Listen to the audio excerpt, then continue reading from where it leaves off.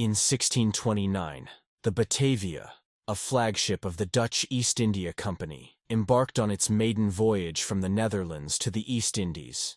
However, tragedy struck when a violent storm hit the ship, leaving it wrecked on the coast of a remote island. What followed was one of the darkest chapters in maritime history. The Batavia was part of a convoy, bound for the spice trade in Indonesia. But on the evening of June 4th, disaster struck. Navigating through a fierce storm, the ship was driven onto a reef off the coast of a barren island, now known as Batavia's Graveyard.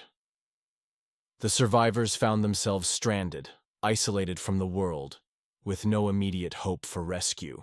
With the wreckage of the ship blocking their escape and food supplies running low, the survivors were forced to confront a new enemy: hunger.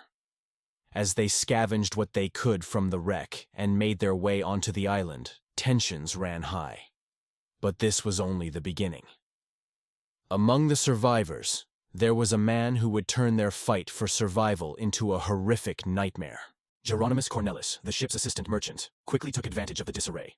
A man with a dark ambition, he plotted to seize control of the survivors. Forming a brutal faction of mutineers, Cornelis soon began terrorizing the others. The once hopeful survivors now faced not just the harsh conditions of the island, but a reign of violence. Cornelis and his followers executed many, with others forced into captivity. Months passed, and many of the survivors were either executed or starved to death.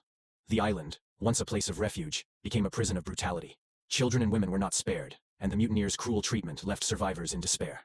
As the days stretched on, the hope of rescue began to fade.